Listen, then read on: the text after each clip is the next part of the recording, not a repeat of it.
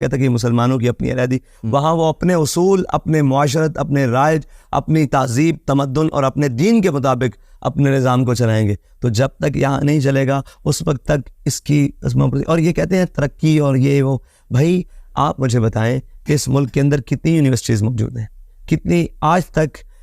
जब हमने बायकाट किया चीज़ों का तो अफसोस तो ये हुआ कि हमें जो कहते थे कि इन्होंने आज तक क्या किया है, उन लोगों ने क्या किया है। उन लोगों ने तो एक बिस्किट का पैकेट भी नहीं बनाया पाकिस्तानी, और वो बाहर से लंडे का लाकर हमारे ऊपर ये था कि हम बड़े तरक्की याफ्ता लोग हैं। और भाई तुमने अंग्रेजी ली उधर से, पेंट कोड लिया उधर से, तुम ये बताओ कि तुमने खुद क्या किया। तुम कहते हो हम तरक्की याफ्ता हैं, क्या इंग्लिश बोलने से इंसान तरक्की याफ्ता हो जाता है? क्या पेंट कोड पहनने से तरक्की याफ्ता? आपने इंडस्ट्री लगाई, इस इंडस्ट्री में पाकिस्तान को दिया क्या? मैं पाकिस्तान के तमाम इंडस्ट्री से ये सवाल करता हूँ कि आपने पाकिस्तान को दिया? जब हमने चीज़ों की फहरिस्त उठाई तो वो तो पाकिस्तानी है ही कोई नहीं, वो तो सारे लीवर ब्रदर की सारी चीज़ें, आप लंडे की चीज़ें हमारे ऊपर लाकर रोब दाब बिठाया हुआ था कि हम बड़े पढ़े लिखे हैं। क्या आपने पढ़ा लिखा किया है इस मुल्क के साथ? आपने, आपके पास तो शुगर मिल्स की मशीनरी के पुर्जे तक नहीं बन सके पाकिस्तान में, वो भी बाहर से आ रहे हैं। तो आपने किया क्या है? अच्छा कहते हैं तरक्की की राह में हम रुकावट है। हमने आपको कब रुकावट डाली? आप बताएं कि आपकी यूनिवर्सिटी के बाहर आकर मैंने कभी जनाब कोशिश की है कि जनाब यहाँ ये किया जाए वो किया जाए? बल्कि आपने आकर हमारे मदारस में कहा कि दुनियावी तालीम पढ़ाएं। हमने कहा चले ठीक है, हमारे उलमा ने कहा पढ़ाते हैं, हाँ पढ़ाते हैं और पढ़ा रहे हैं, इंशाल्लाह पढ़ाएंगे। लेकिन मसला ये है कि आप तो हमें दुनियावी तालीम पढ़ाने आते हैं, आपकी दुनियावी तालीम कहाँ है? आपने इस मुल्क को क्या दिया है? मुझे ये बताएं कि 25 करोड़ अवाम में बच्चे इस वक्त कम से कम यूनिवर्सिटीज़ कॉलेजेस में कम से कम 6 से 7 मिलियन बच्चे तो पढ़ रहे होंगे पूरे पाकिस्तान में।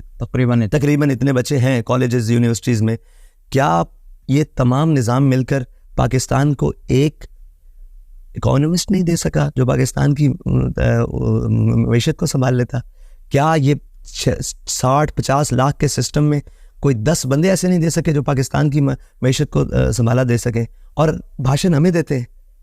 ये अजीब बात है, बड़ा गहरा सवाल। क्या कहाँ है वो सारा सिस्टम?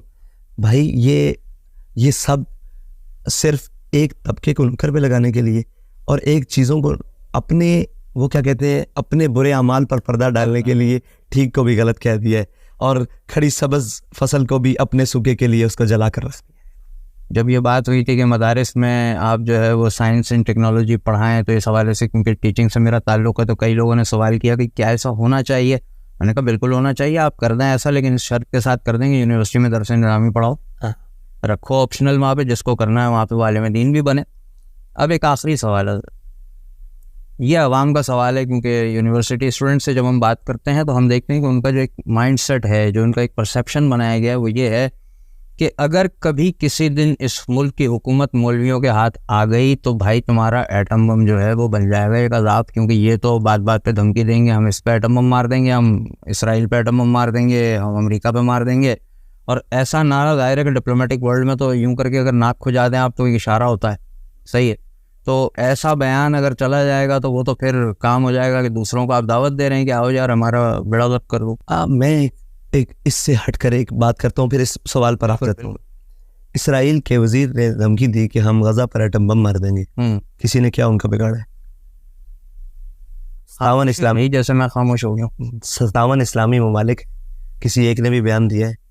उन्होंने तकरीबन यहाँ हज़ारों बच्चे, ख़वातीन, मर्दों की तो तादाद ही अलग है, ठीक है, उन्होंने शहीद कर दिए। क्या कोई दुनिया में बोला है? नहीं। भाई ये याद रखना, ताकतवर हमेशा ताकतवर होता है, अपनी ताकत को पहचाने। अगर ये आपके लिए आज़ाब है ना, तो आप एक दफ़ा ऐसा भी करके देख लें, खाकम बदहन मैं मुंह में कहता हूँ कि आप कहते हैं एटम बम, ये याद रखिएगा ये एटम बम आपको आज तक संभाले हुए है, कल ये ना हो कि आपसे ये भी ना संभले। अपनी ताकत को पहचाने और अपनी ताकत को, कहते हैं ना कि जैसे हाथी को अपनी ताकत का अंदाज़ा नहीं होता, पाकिस्तानी कौम को भी अपनी ताकत का अंदाज़ा नहीं है, अपनी कौम का अंदाज़ा नहीं है। मुझे ये बताएं कि जो ताने दे रहे थे कल तक हमसाए ममालिक में कि हम पत्थर के दौर में आपको पहुंचा देंगे, आज आप उनकी मिसालें देते हैं जिनका डॉलर नीचे, उनके पास खरीदने के पास है, उनके पास उनका मुल्क ठीक चल रहा है, वहाँ जनाब नाम क्या है, चोरी डकैती और इसका जो है वो शराब बिल्कुल कम ना होने के बराबर आती है, ना होने के बराबर आ रही है, उनकी मईशत बेहतर चल रही है। तो वो किस बुनियाद पर चल रही है? लेट जाने की बुनियाद पर, लोगों के आगे सरेंडर करने की बुनियाद पर, या अपने मौक़िफ़ पर डट कर खड़े रहने की बुनियाद पर? ठीक है, अच्छा, अगर आप ये कहते हैं कि डिप्लोमेटिक दुनिया में ये होता है, तो ये याद रखें कि डिप्लोमेटिक दुनिया में ताकत की बात मानी जाती है। दुनिया में आप जितने मर्जी मामला चला ले, वीटो वाले वीटो हैं, 5 वीटो हैं, वो वीटो हैं। आप जब तक अपनी ताकत नहीं लाएंगे, लोगों को ये नहीं बताएंगे कि हम ताकतवर हैं और हम अपना हक छीन कर भी लेंगे, उस वक्त तक आपकी बात कोई सुनने के लिए तैयार नहीं। अब तो पता नहीं ये है या नहीं, अब तो ईरान आपकी बात नहीं सुनता।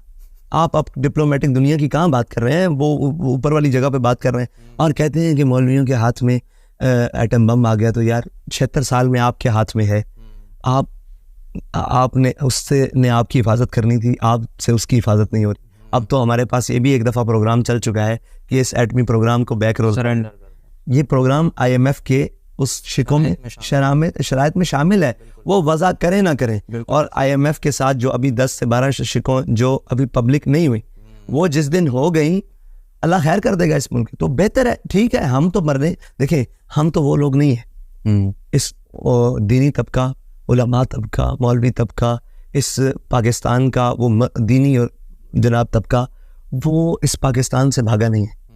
हम पहले भी नहीं भागे, अंग्रेज़ आया था, ये सब भाग गए थे, बाखुदा भाग गए थे। इन्होंने या तो उससे साजबाज कर ली या भाग गए थे।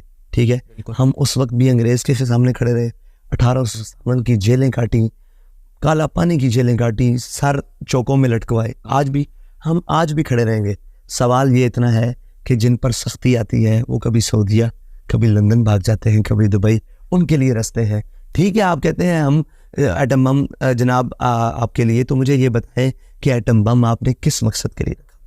अपनी हिफाजत, दुनिया डरे हमसे। हाँ, तो जब हम ये बात करते हैं तो आप कहते हैं मौलवी मार देंगे। यानी जो काम हम करें वो ठीक है, जो आप हम मौलवी नहीं है, ये कहने का मतलब। आप दुनिया को कहते हैं कि हम एटमी पावर हैं, अगर मौलवी कहे कि हम न्यूक्लियर पावर हैं तो दहशतगर्द करार पाएंगे ना। उन्हें तो मॉडरेट मुस्लिम्स पसंद है। असल में मसला ये नहीं है, असल में मसला ये है उनको कोई भी मुसलमान पसंद नहीं है। उन्होंने तबका करके एक स्टेप बाय स्टेप हर एक को ख़त्म करना है। ठीक है जी, आज वो लोग जो उनकी बोली बोल रहे हैं, कल वो लोग हमें जो गलत कह रहे हैं। ये याद रखें कि जब स्पेन में आए ना सारे, तो स्पेन के अंदर वो सारे दीनी तबके भाग गए थे और स्पेन में इस्लाम और उसका वजूद बाकी नहीं रहा। आज जब बड़े सगीर में मुश्किल वक्त आया था तो यहाँ से भागा कोई नहीं। आज भी जो कुछ बका है ना, जो कुछ बात है, कहते हैं कि हमने अमेरिका को एब्सोल्युटली नोट कहना है, तो तब हमारी बात बनी है। ये अब कौन का जरिए ना, तो वो सबसे बेहतर कौन कह सकता है? अमेरिका किस से डरता है? यहाँ से एटम बम से नहीं डरता। नहीं, वो यहाँ डरता मौलवी से। सीधी सी एक बात है कि उसका डर है दीनी तबका। हमारे पास रैंड कॉर्पोरेशन की रिपोर्ट्स मौजूद हैं, जिसको हम पढ़ते हैं, देखते हैं कि उन्होंने कब किस ज़माने में प्लान शुरू किए थे कि भाई आपको लोगों के दीन को इनफरादी हद तक रख देना है कि आप नमाज रोज़ा करो, आप हमारे लिए अच्छे हो। आप न्यूयॉर्क के स्टेशन पे नमाज पढ़ेंगे ना, एक सिपाही आके खड़ा हो जाएगा कि इसको नमाज पूरी करने दो। उससे प्रॉब्लम नहीं है, उसको प्रॉब्लम है निज़ाम से। आपने हमारे निज़ाम को कबूल करना है, हम आपके मज़हब को कबूल करेंगे।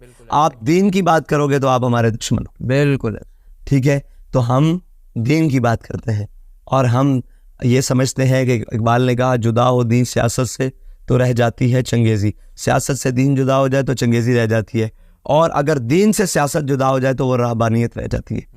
ठीक है, ये लाजिम और मलजूम है। बेहद शुक्रिया। अल्लाह करे कि आपकी बातें लोगों तक पहुँचें और उनकी समझ में आए। अस्सलामु अलैकुम व रहमतुल्लाह।